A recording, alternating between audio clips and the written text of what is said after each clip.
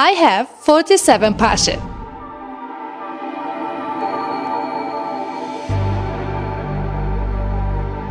And for years I suffered from overwhelming pressure and distraction. I wanted to do everything, but I didn't know where to start. So I stood still and time started slipping away. Every day felt the same. I still hadn't done anything yet.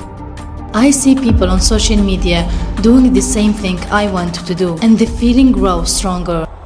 I was falling behind year after year, stuck in the same spiral. Where do I start? People kept telling me, come on, just choose one thing. But that idea was terrifying for me. It felt like being told to kill all my children to save just one. Each passion was a part of me, and letting go felt like dying. So, what's the solution? After a long time of searching, learning, thinking, and trying, I found a system that finally brought peace to my soul. I put all my passion in the same box so I can make a living and fulfill my soul. And here's how I did it. take a piece of paper, divide it into two halves. On the right side, write down all your passion that could be a career. On the left side, write down all your passion that could be a hobby. Start sorting and pick what matters most and begin to organize the mess in your mind. Then take the first half, the career passion, and start with the one that fits your priorities and life condition. For me, singing was my love, so I decided to try it and see where can I get to. I started singing and offering my service as a freelancer, and I got paid for that. Then I moved on the next passion, music production and instrumentals. I learned how to compose and mix, and I offered this service and produced songs for many creators, and I got paid for that too. And 2 months later, I started photography and video editing.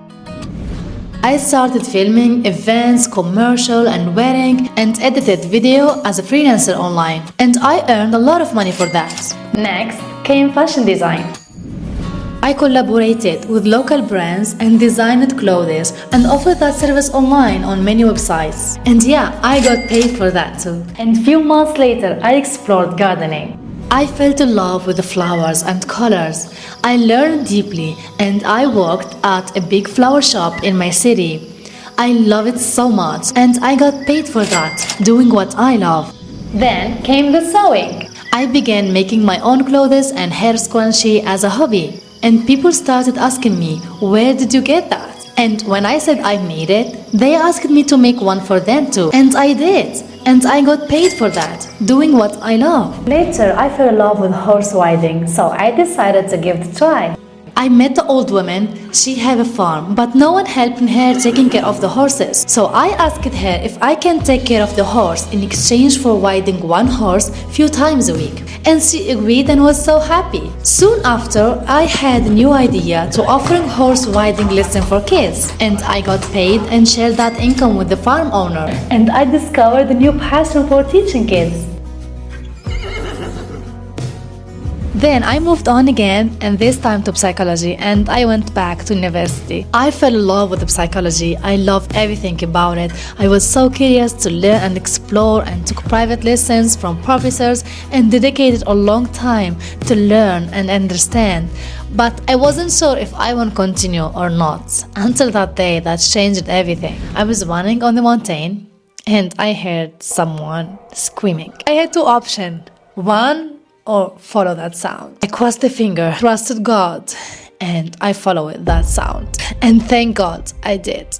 I found a pregnant woman standing near the edge of a cliff, and she was aiming to her life. And after more than 2 hours of screaming, blaming, crying, in very decisive moment, I was able finally to convince her to step back and think about herself and her baby and give life another chance. And thank God I was able to help her get into hospital, find a new house, and restart her life and save her baby. And that day I discovered that psychology is my real passion. Yeah, I didn't get paid for this like the other passion, but I saved 2 lives, and this is more important than anything. The lesson: you have to try everything.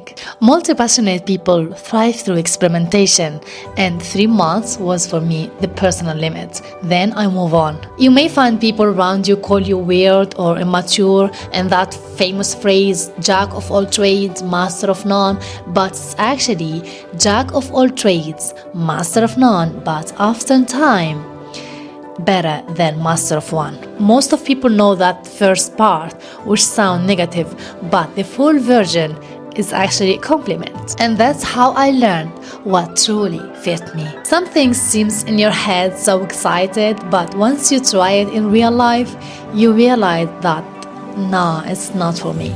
Like baking, for example. I was obsessed with baking. I love it. I love to bake, decorate, and have fun. And I got a job in a bakery in my city just to feel that in real life. And after 2 weeks, I felt bored. I realized that I liked baking for myself, not as a career. And that's okay. So I moved it on the second half, the hobby side. So I tried everything in the right side.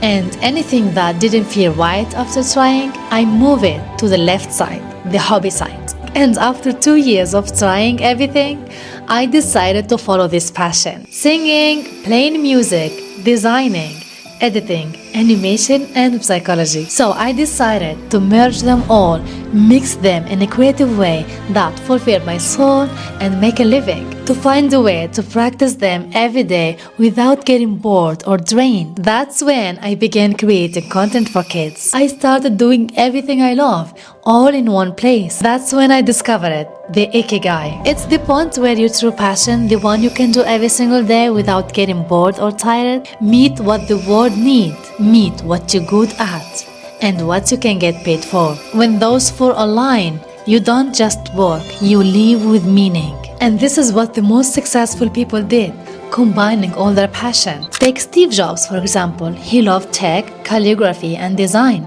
He combined technology, design, and aesthetic to create iconic human-centered products. James Cameron, he mixed cinematic art with science and exploration, creating a story grounded in real-world wonder. Elon Musk, he turned wild imagination into real impact by baking it with knowledge. Leonardo da Vinci, he mixed art with engineering. He proved that genius lives at the intersection of discipline. Jay Shetty, he mixed monk life with storytelling and coaching. And he took the silence of the monastery and turned it into global voice. And the list go on. These people didn't fit into boxes. They built their own story, mixing their passion.